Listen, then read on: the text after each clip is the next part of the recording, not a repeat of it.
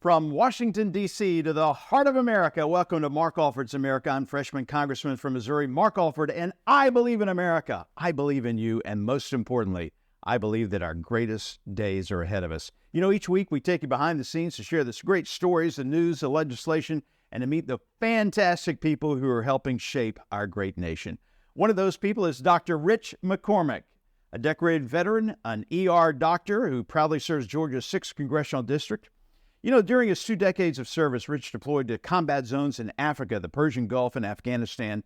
As a Marine, he flew helicopters. In the Navy, Rich earned the rank of commander and served as department head for the Emergency Medicine Department of Kandahar, Afghanistan. And between deployments, Rich earned his MBA from National University and medical degree from Morehouse School of Medicine in Atlanta, where he was honored to serve as student body president. He is now in Congress. He's on the Armed Services Committee with me. He's on Foreign Affairs and Science and Space and Technology Committees. What a resume. He lives in Swanning, Georgia, with his wife, Deborah, and 7 amazing kids, and we're honored to have the doctor, the congressman, my friend, Rich McCormick. Rich, good to have you. It's good to be here with you. You good at this. Well, thank you. You know, I did this for 35 years. You better be good at it.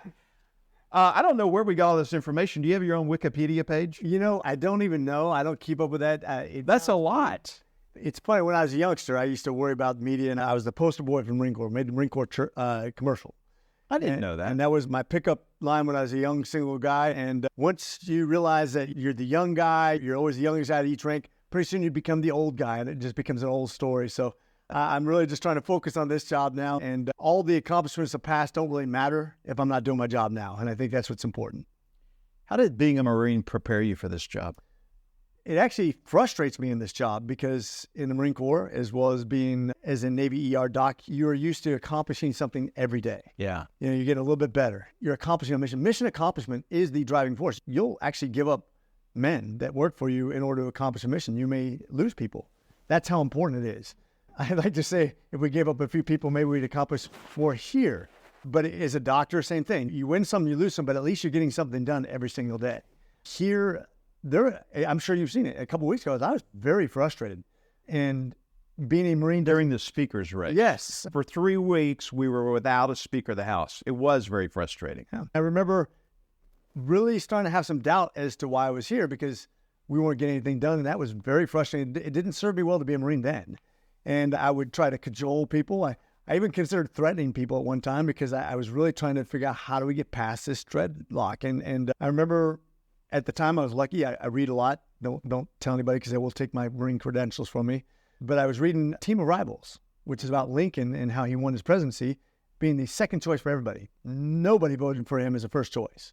But he was the consensus candidate when everybody else was in the corners against each other. And I told Mike Johnson when he called for support, I said, Emmer's going to win the first round. He will not come to a consensus just like McCarthy, Scalise, Jordan. But I think you can. And what do you know? After Emmer won and Mike gave the first consensus speak, I walked up to him and I said, don't forget what I told you. And sure enough, a couple of days later, he was our consensus candidate. So I'm glad about that. But the one good thing about being Marines, those guys taught me to never be satisfied with who I'm at, to always try to improve every day, even when I'm frustrated, to get better at whatever we're doing. And as you know, as a fellow freshman, we have a lot to learn. Yeah. What have you learned? We're on armed services together, and you deal a lot with international affairs. You've been overseas quite a bit since you've been here. What do you think is the number one issue facing America right now? Well, I think the budget crisis, I think that we're spending too much has been a problem for a very long time. Ironically, Ronald Reagan, who is my favorite contemporary president, had a simple message: smaller government and defeat communism.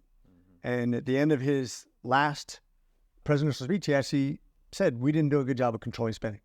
And you can see from that point, we've gotten on a trajectory where every once in a while we come back to ground, but we've done a very poor job. And the interest payments we're making on our debt are going to exceed our military budget. So as an armed services guy, I know that's $660 billion this year, and it's going to be more than that in a couple of years. And that's worrisome because that means less money for everything else that we want to do with government. Now, I'm a minimalist when it comes to government, but having all the money go to 81% of the budget for agriculture goes to SNAP. 71% of our budget is on autopilot and is considered mandatory. There's no such thing as mandatory. You know that. But it is non-discretionary. And that's worrisome that we're losing control of our budget And if we don't have a good economy, and we are the world standard for currency, since they went with the Bretton Woods Agreement and gold standard went away in America in the late 60s, early 70s, we are the gold standard. If we get downgraded by more people, we're already a AA by one standard, we will no longer be the world currency standard, and that will hurt not just our economy, but the entire world's economy. You're talking catastrophic results. And that with food shortages and everything else that's set up, world wars all over the place, Azerbaijan and Armenia, Ukraine, Israel, what could be Taiwan, all over Africa, all over South America. We have some massive difficulties facing us right now. When it comes to world affairs, what's going on with Russia and Ukraine, China and Taiwan, Israel and Hamas, so much going on right now. It seems like the world is on fire. And a lot of times it doesn't seem like we have the proper fire extinguisher. One of the things we do is we a lot of times focus on things that divide us. Now, I know we're a divided party when it comes to support for Ukraine. Mm-hmm. I would like to make the case that we can support Ukraine and do it fiscally responsibly, that it will benefit Europe and us financially for generations to come. You'll either have a bigger, stronger Russia that sells grain, 70% of the grain stores for Europe to China, or you're going to have a bigger, stronger Europe that supports food and other precious metals to Europe, which I think is better for us. I can show you how we can literally pay for that minimal cost. Most of the money comes back to America anyways. But here's the thing. If we focus on that as our main thing, we're divided on that. The Democrats are not. We should be focusing on all the things that unite us and divide the Democrats. If we want to grow as a party, instead of being a fist looking for a fight, we need to talk about the things that are absolutely beneficial to all Americans. The border policy, crime, tackling crime, debt, education, those things unite us. I call it the elementary plan. You and I talked about this before. ABCDE. ABC, talk about the American dream. What made America great to begin with? Limited government. People more valuable than government. People empowered over a government. That's the A. B, border, secure the border. We have a massive problem. Both Democrats and Republicans agree on that. And we can divide them on that. Why not focus on that? Crime. Nobody wants the crime that's destroying cities right now, ruining our economy. Nobody wants the debt. They know this is going to be catastrophic to our economy. And education. Education choice. One Youngkin, his run in Virginia. One DeSantis, his first run in Florida. It's flipping mayors. It's flipping representatives in Georgia. It is a unifying message, and it's hope for all people at every level of economy. And those things we focus on, we win big. You kind of mentioned it there, but I want to skip past F and G and get to H, and to me that is hope. Americans have lost hope in our future in a lot of ways. And you mentioned President Reagan. He inspired greatness in America. We've got to give Americans a sense of security in our economy, in our culture, in our border. But we also have to inspire people to greatness and give them hope for tomorrow. And what Reagan did, he always pointed us away from government as the solution. Mm-hmm. One of the things that disturbs me about the Republicans sometimes is they look at the government the same way the Democrats do. If you're in charge, you win. You get to use the government as a weapon against your enemies. Reagan was always talking about how we answer our own problems. Coolidge was another great example. Coolidge was a minimalist when it comes to government, and you saw this booming economy. He warned about the imploding stock market because of speculation, but he understood that we, the people, are the solution to our own problems. And the more you rely on government, the more we become socialist. The more we become socialist, people blame the government, so they become communists. They take more control to solve the problem again. And then they become the moral equivalent of God, where they get to tell you if transgenderism is moral or not. They become the moral equivalent of a doctor, where they get to tell you what treatments are beneficial to you. They become the moral equivalent of a parent, where they tell your kids in the educational system what's right and wrong, what's fact and fiction. Government needs to stay out of the way and let us be empowered as a people. That's what Reagan's message was, is government at best is a necessary evil. And we, the people, are the solution to our own problems. The more we turn back to the government, the more they're going to disappoint us, the more we're going to rebel, the more they become more powerful to stay in control. That's how it goes from socialism to communism to dictatorship in almost every regime. Well, we definitely have issues here in America. The anti-Semitism that's popping up, I had no idea it was this pervasive in our culture. I knew some of it existed, but I didn't know it was this bad. And in our institutes of higher learning, if you want to call it that, colleges and universities, the mind for the American young people, I think it is a race to the bottom in a lot of ways, but we've got to turn that around somehow. Hey, listen, we're going to be back in just a minute. Stay with us. You're listening to Mark Alford's America. We'll be back. We're talking with Rich McCormick, a friend of mine in Congress. We're going to talk about his skateboarding, his profession as an ER doctor, and why he came to Congress to begin with, what he wants to accomplish while here. Stay with us. Mark Alford's America continues after this. Welcome back to Mark Alford's America, where each week we give you a behind-the-scenes look at Washington, let you meet some of the great people here. And today we're talking with Dr. Rich McCormick, the Congressman from Georgia 6, and we're on armed services together. How old are you, Rich? I'm 55 recently. Are you really? Yes, sir. You were in fantastic shape. We've talked about this. You've tried to encourage me to start working out at the gym, and I have not done that yet. It's a vital part of who we are, right? I always tell, if you ask my kids, all my kids, they know the McCormick mantra is be your best mentally, physically, and especially spiritually. There's a balance in life. It does start with the spiritual. I think you and I agree on this. We're both men of faith and realize that we're with great fault and we need grace, but we lean on God for favor. But also that if you don't have physical capacity to be healthy, right, to thrive, it will affect your mind and your spirit. And I think working out is essential to being a Marine. So it's a habit with me. As a matter of fact, I start to feel really caged up when I don't get to the gym. So I love to see guys out there. It is the key to youth. If you look at in the ER, when I see somebody who's 90 who looks 70, yeah, I always ask them, what's your key? And usually it's two things. First of all, they don't smoke and they don't drink excessively. And third, they usually exercise. They at least walk every single day at a vigorous pace to keep that youthful, because it increases your circulation, your nerves, it stimulates your body to do great things. And I think if you get philosophical, the Greek philosophers used to talk about, train the mind and the body so it can do great deeds, virtuous deeds. And I think that's what we do. We have to train our minds, of course, in Congress, but if you don't have health, you got nothing. Have you ever played pickleball? I played it one time. Yeah. It's taken over one of my basketball courts at my gym, which I was kind of bummed about. It's huge. We're playing all the time now in the Kansas City area. I heard it's amazing. Yeah, a lot of injuries, too, from middle-aged people. Totally. You've probably seen those. And you ride a skateboard. You brought along your skateboard. I will see you around Congress, not in the chamber, but you ride this skateboard around Washington, D.C. I'm probably going to get in trouble one time. I do ride it in the halls of the Capitol. I've rode it over in the Library of Congress, certainly in these halls. Matter of fact, I was trying to do an ollie when I first got it, and I'm sure my staff has video of me biting it, and I don't have unbreakable bones. Yeah, you don't bounce like you used to. I don't. So my staff is kind of concerned I'm trying to do high school tricks as a old man. And also, by the way, these sidewalks at nighttime are very difficult to maintain. I have wiped out in my suit with pizza and phone in hand, which flew everywhere. Don't skateboard on the sidewalk at nighttime. It's a bad idea. Why did you want to get into Congress to begin with? You've done so many other things. You're an ER doctor. You got a big family. Why did you want to run for Congress?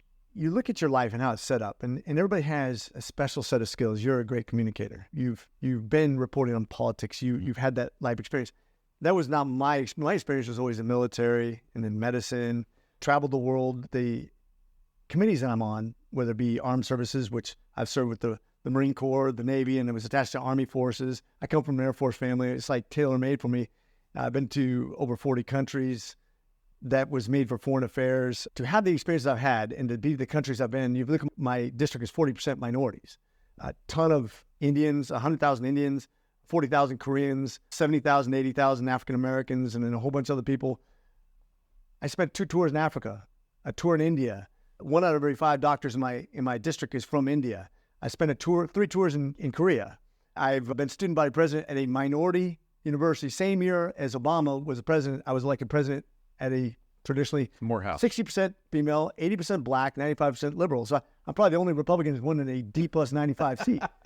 But it's because of relationships. And I think that God has literally prepared me for this moment in time. And at that time where I went down to the state capitol and was fighting for something on healthcare, surprise billing, which we've been emasculated here in our Surprise Billing Act that was passed last year, by the way, by Becerris, our Secretary of Health and Human Services, who's a bad dude, who's a lawyer who has literally lost 4 lawsuits because he keeps on misrepresenting the law.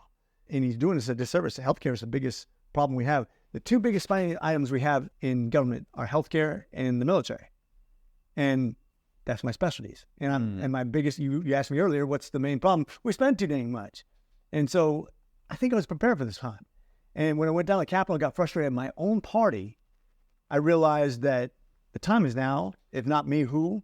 And I think I bring a certain set of skills that maybe are unique to my experiences that will help us get this done. And I think I do have a certain set of communication skills that are unique also.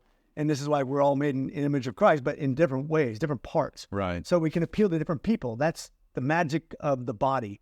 And we as a Republican Party have got to grow the party or we're going to die. And we have to appeal to soccer moms, to youth, to minorities, to immigrants, to all people. And we have the right, we're on the right side of history.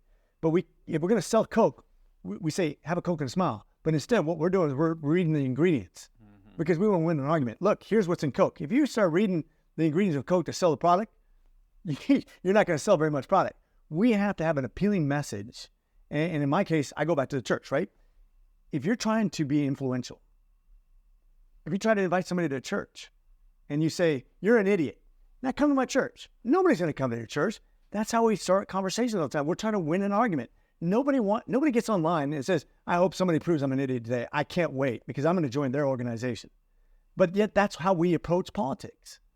But if we prove to people that we love them, that we truly want what's best for them and their family, that we love America, people are going to naturally gravitate towards us. That's the way, that's what grows churches and parties. And that's why I became student body president at a minority university, because if you can prove to somebody that you love them and be consistent with that you're not there to pick a fight, you're not there to win an argument, you're there for their benefit, they will want to believe what you're selling because you are selling it for the right reasons. Because you genuinely think it's more important to benefit them than to win an argument. That's influence. And that should be our message. Well, I think both sides have done a very good or bad job, however you may put it, as dividing. It seems like our politics, our culture, everything is built on dividing rather than uniting. We've seen that in our own party. And it's good to see someone like Speaker Johnson now, Mike Johnson, come about with this unifying message. Hey, we may have differences, but we've got to work those out, talk them out, and come out with a unified message of hope, inspiration, and a direct course to improve America. I don't know about you, but what impresses me most about Mike Johnson is first his humility. I think he's a humble guy. Yeah. I think that's going to serve him well. His spirituality. Yeah. I think that's going to serve him well. I think that will give him the guidance he needs. And he's a unapologetic conservative, but he doesn't bash people in the face. You know, nobody knew who he was. I mean, the thing that fun of on Saturday Night Live is, who? You know, because they don't know and nobody knew who he was. Sean Hannity last night was on the show. He's like, I got to admit, I don't know who you are. But the fact that he was able to get consensus as that guy, this is the right time and the right place for him and his place in history. I think we needed that. And I think the humility and the religiosity, but his spirituality, his love of God, I say he's got the heart of God and mind of Christ. This guy is really walking his faith along with his family. His wife was here today in conference, and it's just so good to see somebody like that willing to take a stand and now take the slings and arrows that are being cast at him because of his stance. That's right. It's going to happen. With great leadership comes great challenges. Just like if you stand for anything, people are going to come after you, and that's the hard part. What's your next step? Do you have a plan, a course of action for life? I'm sure you've got things planned out to some degree. What do you want to do? I have literally never had a plan, and it sounds like my life has been mapped out, right? MBA, MD, pilot, blah, blah, blah. Never had a plan. I was actually supposed to go enlist in the Army, saw the movie Top Gun last second, and I was 17 years old, so I was able to get on my Army contract. Because I was like, well, how do you do that? You got to go to college. I'd only applied to one college as an extra credit assignment for social studies. So I went to college based on a whim. Then when I got my MBA, it's because all the other guys in my unit were getting MBAs who were the go-getters. I was like, I want to be that. And then when I was supposed to go to JSOC and be with the SEALs and Delta Force and all those guys, I already had the billet. And I called a guy that I played rugby with. He said, you're going to love it. It's best unit ever.